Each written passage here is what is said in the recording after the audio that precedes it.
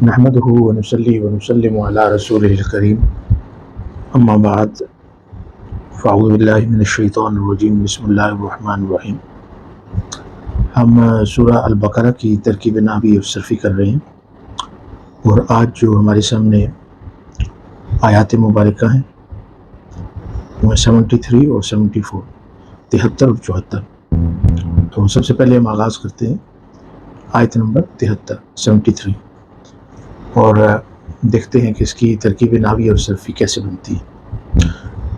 تو بورڈ پہ غور سے دیکھیے۔ اعوذ باللہ من الشیطان الرجیم، بسم اللہ الرحمن الرحیم، فَقُلْنَا اضْرِبُوهُ بِبَعْضِهَا كَذَلِكَ يُحْيِي اللَّهُ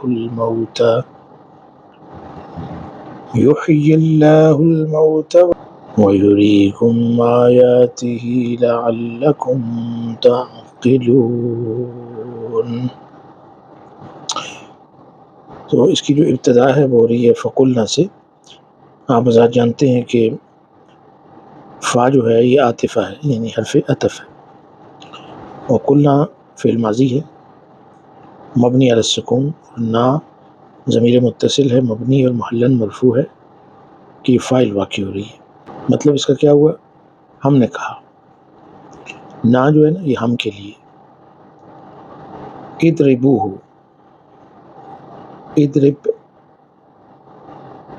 ضرب یضرب سے ہے، اس کا مطلب ہوتا ہے مارنا، اور یہ فعل امر ہے، تضربون سے یہ فعل امر ہے، ہم کہیں گے فعل امر مبنی علی حذف النون لأن مضارعہ من الافعال الخمسہ، کیونکہ اس کا مضارع افعال خمسہ میں سے تھا، اس لیے امر بناتے ہوئے اس کا نون گر گیا۔ تو ابھی آپ یہ سوال کر سکتے ہیں کہ کیوں گرا، نون کیوں گرا؟ تو آپ جواب دیں گے کہ افعال خمسہ میں جو آخر کا نون ہوتا ہے وہ اس کے مرفوع ہونے کی نشانی ہوتی ہے، یعنی وہ مرفوع بالحرکہ نہیں ہے بلکہ مرفوع بالحرف ہے، تو اس لیے اس کے نون کو گرانا پڑتا ہے، چونکہ امر یہ تقاضا کرتا ہے کہ اس کے فعل کے آخری حرف کو ساکن کیا جائے۔ اب دیکھیے ہو ہے، ہو ضمیر متصل ہے مبنی ہے اور محلاً منصوب ہے چونکہ یہ مفعول بھی واقع ہو رہا ہے، تو اضربوہ یہ پورا ایک جملہ بن گیا نا، تو یہ جملہ محلاً منصوب ہوگا چونکہ یہ مقول القول ہے، قلنا کی سٹیٹمنٹ ہے، تو ہم نے کہا کہ اس کو مارو، بے بعضھا، بے حرف جر ہے، بعض اس میں مجرور بالکسرہ ظاہرہ ہے اور مضاف بھی ہے، اور ہا ضمیر متصل ہے مبنی اور محلاً مجرور ہے چونکہ یہ مضاف الیہ واقع ہو رہا ہے نا، بعد کا، بعد مضاف ہے اور یہ مضاف الیہ ہے۔ اب آپ نے دیکھا کہ ہو جو ہے ضمیر یعنی اضربوہ، یہ مذکر کے لیے استعمال ہوتی ہے اور ہا مؤنث کے لیے، تو دراصل ہو جو ہے یہ اس مقتول کی طرف اشارہ ہے نا، وہ جو آپ کو بتایا تھا کہ اس علاقے کا ایک امیر شخص تھا تو اس کو قتل کر دیا گیا تھا، تو چونکہ وہ میل تھا، مرد تھا، اس لیے ہوا ہے، اور ہا جو ہے بقرہ کی طرف ہے چونکہ وہ مؤنث ہے، مطلب ہے یہ جو گائے آپ نے ذبح کی ہے اس کے بعض حصے یعنی کوئی جز لے کر آپ اس مقتول پہ ماریں، کیونکہ مقصد اس کو زندہ کرنا تھا، تو اللہ تبارک و تعالیٰ کا حکم تھا۔ کذالک، کاف ہے، کاف یہ حرف جر ہے، تشبیہ کے لیے استعمال ہوتا ہے، یا آپ کہہ سکتے ہیں کہ یہ اسم ہے اور اس کی جو جگہ ہے وہ نصب کی ہے، اور یہ نعت ہے ایک مصدر کا جو محذوف ہے، اور وہ کون سا مصدر ہے؟ یعنی یحیی اللہ الموت احیاء مثل ذالک، اتنا یحیی اللہ الموتى، تو آگے یحیی کا جو مصدر ہے وہ کیا ہوگا؟ احیاء۔ تو کچھ ناوی حضرات کہتے ہیں کہ یہاں پہ احیاء ایک مصدر ہے جو معذوف ہے، اور وہ اس طرح ہے کہ یحیی اللہ الموتى احیاء مثل ذالک، تو کذالک کا جو ہے یہ مثل کے معنوں میں ہے، اور ذالک اس میں اشارہ ہے۔ مطلب کیا بنا کہ اللہ جو ہے وہ مردوں کو زندہ کرتا ہے جس طرح اس نے اس شخص کو زندہ کیا۔ ٹھیک ہے جی، ذالک کا اس میں اشارہ مبنی فی محل جر ہے، جار اس لیے کہ کا پیچھے آیا ہے نا، اور یہ جو جار اور مجرور ہیں کذالک، تو یہ کس سے متعلق ہوئے؟ محذوف، یعنی وہی جو مصدر ہے، مفعول مطلق کے طور پر وہ مصدر تھا نا، یعنی مطلب یہ ہوگا کہ فضربوہ فحیی احیاء مثل ذالک، یعنی انہوں نے اس کے اوپر جب گائے کے کسی حصے کو لے کر مارا مقتول کے جسم پر تو وہ زندہ ہو گیا۔ تو اللہ فرماتے ہیں کہ اللہ تعالیٰ مردوں کو ایسے ہی زندہ کرے گا۔ یحیی جو ہے یہ فعل مضارع ہے، مرفوع ہے بالضمہ المقدرہ، اللہ لفظ جلالہ فاعل مرفوع، الموتى مفعول به منصوب بفتحہ مقدرہ، وہ مقدرہ کس کے اوپر ہے؟ الف کے اوپر ہے، للتعذر، اور یہ جو جملہ ہے نا یحیی اللہ، یہ استئنافی ہے، ایک نیا جملہ ہے، اور بعد میں جو واو آ رہی ہے یہ عاطفہ کی ہے۔ یریکم، یری جو ہے یہ ارا یری، یہ باب فعال سے ہے، ارایتن اس کا مصدر ہے، رآ ہوتا ہے نا، رآ اس کا مطلب ہوتا ہے اس نے دیکھا، یرا وہ دیکھتا ہے، تو رآ کو جب باب فعال میں لے کے جاتے ہیں جس کا معنی ہوتا ہے دکھانا، تو ارا بن جاتا ہے۔ وہ میں نے ابواب پڑھاتے ہوئے بتایا تھا نا کہ باب فعال میں زیادہ تر لازم کو متعدی بنانے کے لیے استعمال کرتے ہیں، اور اس کے پیچھے جو حمزہ ہے اس کو حمزہ تعدیہ اسی لیے بولتے ہیں۔ تو رآ کا مطلب ہوگا دیکھنا، اور ارا کا مطلب ہوگا دکھانا، ارا یوری، تو مطلب کیا ہوا؟ وہ یریکم، یوری، اور وہ دکھاتا ہے، اس میں فاعل مستتر ہے، تقدیر ہوا اللہ کی طرف، یعنی اللہ دکھاتا ہے، کم ضمیر متصل ہے، مبنی اور محلن منصوب ہے چونکہ یہاں پہ مفعول بھی واقع ہوئی ہے، اور یریکم بھی اول ہے، آیاتی، آیتن کی جمع آیات، اور یہاں پہ بڑا اہم نقطہ ہے صرف یاد دہانی کے لیے کہ جمع مؤنث میں دو حرکات ہوتی ہیں۔ مثال دیتا ہوں، جیسے مسلمات ہے تو اس کو آپ کہیں گے مسلماتن اور مسلماتن، دو زبریں نہیں آتی، دو زیروں سے ہی وہ مجرور ہوتا ہے اور دو زیروں سے ہی وہ منصوب ہوتا ہے، جمع مؤنث سالم۔ تو آیتن کی جمع کیا ہوئی؟ آیاتن، آیاتن، تو یہاں پہ زیر ہے نا، آیات ہی زیر، تو یہ زیر کیوں ہے؟ یہ دراصل آیات یہاں پہ مفعول بھی ثانی ہے، دوسرا مفعول بھی بن رہا ہے، اور یہ مجرور بالکسرہ ہوتا ہے نیابتاً عن الفتح، یعنی یہاں پہ یہ جو کسرہ ہے یہ فتح کا قائم مقام ہے جمع مؤنث سالم میں، اور وہ دکھاتا ہے تم کو اپنی نشانیاں، تو آیات مفعول بھی ہوا اور ساتھ ہی مضاف ہے، وہ ضمیر متصل ہے، مبنی اور محلن مجرور ہے چونکہ مضاف الیہ ہے، اور وہ تم کو اپنی نشانیاں دکھاتا ہے، یہ بھی ہے کہ وہ تم کو اپنی نشانیاں دکھائے گا کیونکہ فعل مضارع ہے۔ لعلکم تعقلون، یہ جو لعل ہے یہ حرف ناسخ ہے،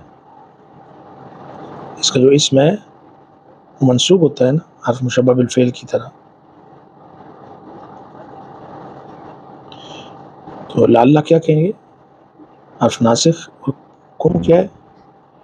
یہ ضمیر متصل ہے، مبنی ہے اور محلاً منصوب ہے چونکہ یہ لعل کا اسم ہے۔ تعقلون فعل مضارع مرفوع بثبوت النون ہے کیونکہ افعال خمسہ میں سے، اور اس میں واو کیا ہے؟ فاعل ہے، تو جملہ پورا بنا نا، جملہ فعلیہ فعل اور فاعل سے، تو یہ محلاً مرفوع ہوگا چونکہ یہ لعل کی خبر ہے۔ اور یہ جو پورا جملہ بنا ہے نا لعلکم تعقلون، اس میں لعل کا اسم ہے، اس کی خبر ہے، پورا جملہ ہے نا، تو اس کو ہم کہتے ہیں جملۃ تعلیلیہ، یہ اس کا نام ہے۔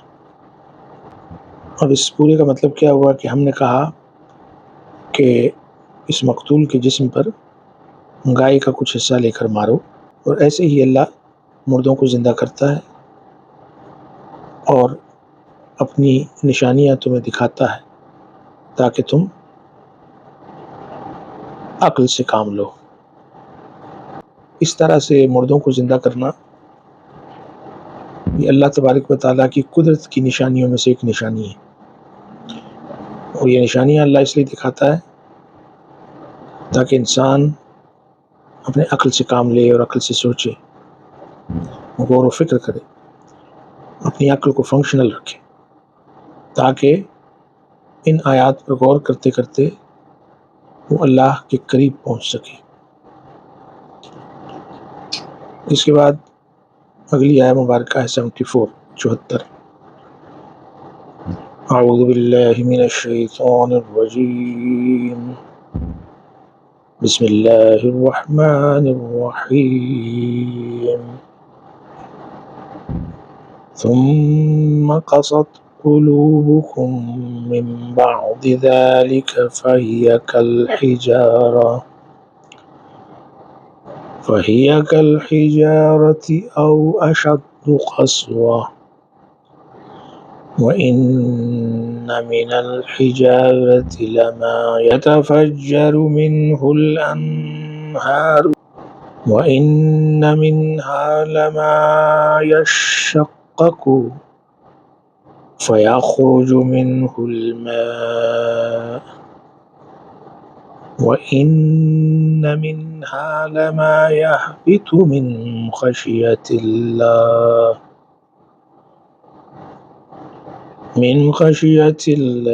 وما الله بغافل عما تعملون۔ تو اس کی ابتدا اور یہ ثم سے، ثم بھی حرف عطف ہے، فا واو ثم، ان تینوں کو کہتے ہیں حروف عاطفہ، حرف عطف۔ قصد یہ قصا سے ہے، فعل ماض مبنی علی الفتح المقدر علی الالف المحذوفہ، تو الف یہاں سے محذوف کر دیا گیا ہے، اور تائے تانیث ہے،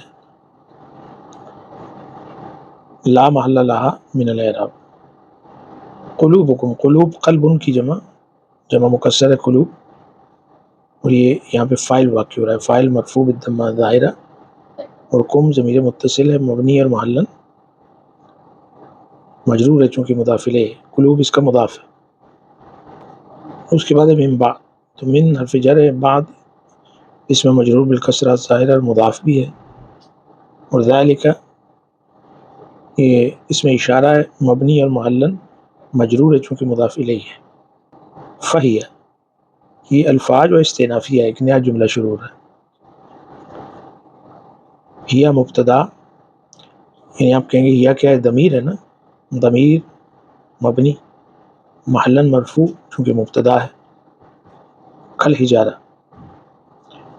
کا حرف تشبیہ ہے، حرف جر کی طرح آتا ہے، اور الحجارہ اس میں مجرور بالکسرہ ظاہرہ ہے، اور یہ متعلق ہے ایک خبر کی جو محذوف ہے، اور یہ جو جملہ ہے نا فہیہ کالحجارہ، اس کو ہم کہتے ہیں کہ یہ جملہ استئنافیہ ہے۔ آؤ یہ بھی عطف ہے، اس کو کہتے ہیں حرف عطف للتخیر، اس کو کہتے ہیں للاباحہ، یا اس کو کہتے ہیں للشک، یا اس کو کہتے ہیں للابہام، یہ اس کے نام ہے۔ یعنی جملے میں کوئی شک ہو، اباحت ہو، ابہام ہو، تخییر ہو، تو اس کے لیے او کا حرف استعمال کرتے ہیں. یہ جو اشد ہے نا، اشد، یہ افعال کے وزن پہ اصل میں اشداد ہے. تو یہ خبر ہے لمبتدا، ایک مبتدا کی جو معذوف ہے، اور وہ ہیا، یعنی وہ کیا تھا، ہی اشد. اور او معطوفہ کس کے اوپر ہے، معطوف کس کے اوپر ہے، او وہ خبر معذوف بھی ہے، جو پچھلے جملے میں ایک خبر معذوف تھی اس کے اوپر معطوف ہے. اور یہ جملہ ہے نا ہی اشد، یہ فہیہ کل حجارہ کے اوپر معطوف ہے. کہیں گے لا محل لہا من الاعراب. اشد و قسوتاً، یہ جو قسوتاً ہے اس کو ہم تمییز بولتے ہیں، یہ بعد میں ہم پڑھیں گے. تو تمییز منصوب ہے، منصوب بالفتح الظاہرہ. پھر اگلی جو واو ہے استئنافی ہے، یہ حالیہ بھی ہو سکتی ہے. ان حرف ناسخ ہے، جس کو حرف مشبہ بالفعل بھی کہتے ہیں. من الحجارت، جار مجرور ہے، یعنی من حرف جر ہے اور الحجارہ اس میں مجرور ہے. اور یہ متعلق ہیں ایک خبر کے جو انا کی خبر ہے لیکن وہ معذوف ہے، وہ خبر مقدم ہے. لما، یہ جو لام اوپر لگا ہوا ہے اس کو کہتے ہیں اللام للتوکید. اور ماں کیا ہے، اس میں موصول، اور یہ اسم انا مؤخر ہے. یہ جو اسم موصول ہے یہ دراصل اسم انا مؤخر ہے. اور یہ جو جملہ ہے وَإِنَّ مِنَ الْحِجَارَةِ، اس کو کہتے ہیں جملہ استئنافی ہے، کیونکہ یہ جو واو ہے نا حالیہ بھی ہو سکتی ہے، استئنافیہ بھی ہے. اگر تو استئنافیہ ہے تو ایک نیا جملہ ہے، اور اگر حالیہ ہے تو یہ پورا ان من الحجارہ یہ محلاً منصوب ہوگا حال. یتفجر، فعل مضارع مرفوع بالضمہ الظاہرہ، منہ جار مجرور ہے. کس کے متعلق ہیں، یتفجر کے. الانہار، فاعل مرفوع بالضمہ الظاہرہ، نہر ان کی جمع مکسر ہے الانہار. یہ جو پورا جملہ ہے یتفجر منہ الانہار، یہ صلۃ الموصول ہے ماں کا. پھر واو عاطفہ ہے، ان حرف ناسخ ہے، منہا جار مجرور ہے. اور یہ کس کے متعلق ہیں، یہ ایک خبر کے متعلق ہیں جو انا کی خبر ہے مقدم لیکن معذوف ہے. لما، لام، اس کے اندر اس کو لام المزحلقہ بھی کہتے ہیں. ما اس میں موصول ہے، اور یہ انا کا اسم ہے لیکن مؤخر ہے، بعد میں ہے. یہ جو پورا جملہ ہے وَإِنَّ مِنْهَا لَمَا، یہ پچھلے جملے پہ معطوف ہے. وہ کون سا تھا، وَإِنَّ مِنَ الْحِجَارَةِ. یشقق،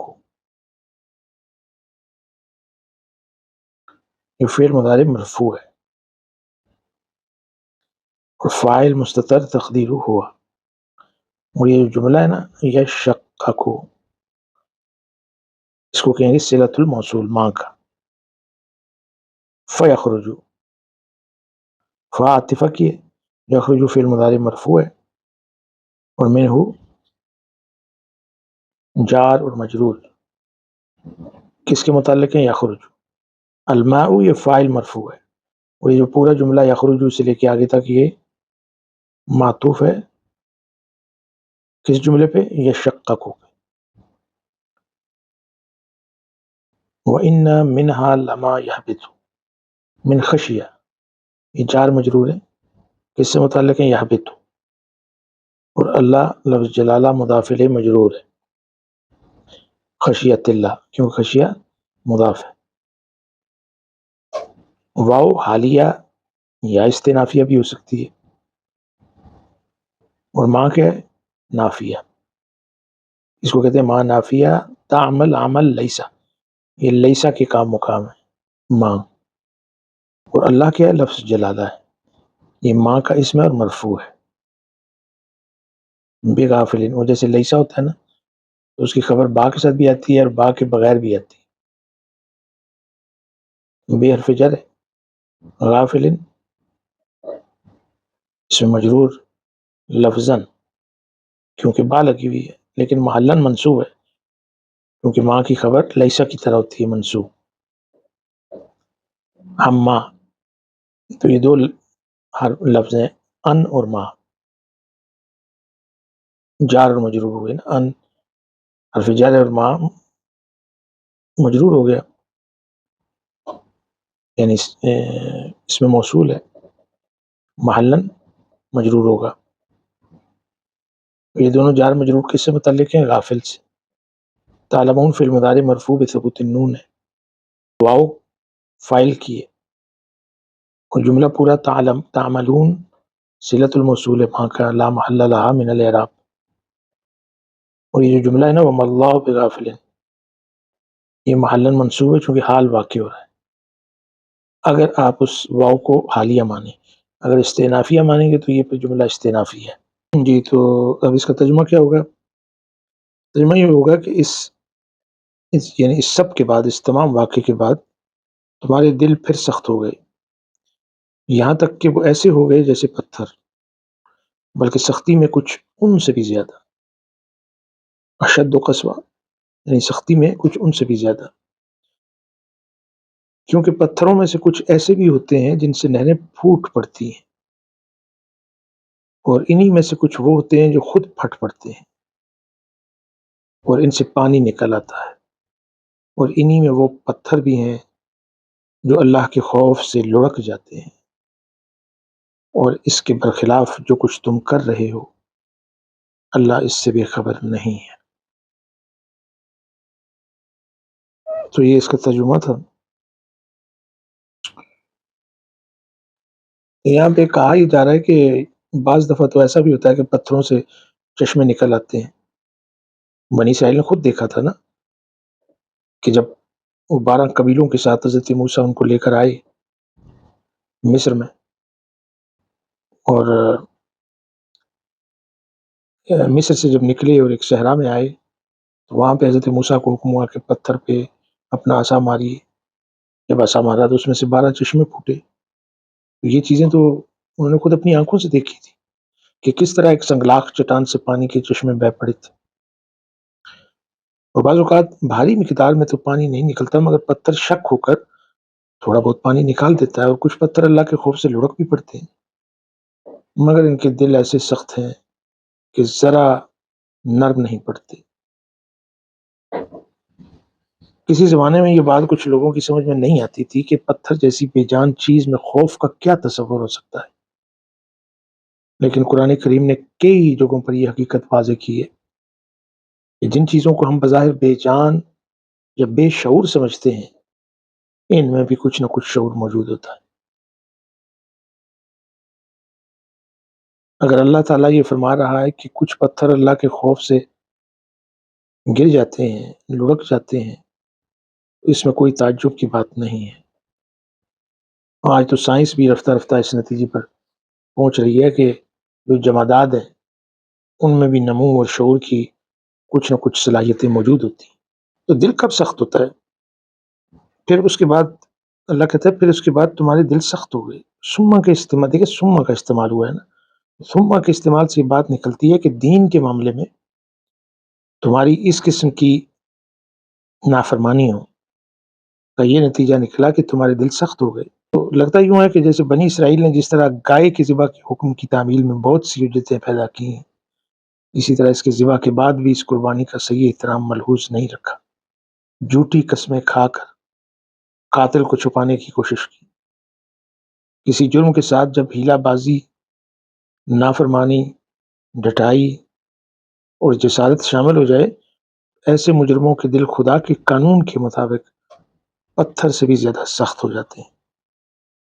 پھر اس کے بعد نیکی اور تقوی کی رویدگی کی صلاحیت ان کے اندر بالکل ختم ہو جاتی ہے. سبحان اللہ. فرمایا فَهِيَ كَالْحِجَارَةِ أَوْ أَشَدُّ قَسْوَةً، بگڑا ہوا دل پتھر سے زیادہ سخت ہوتا ہے.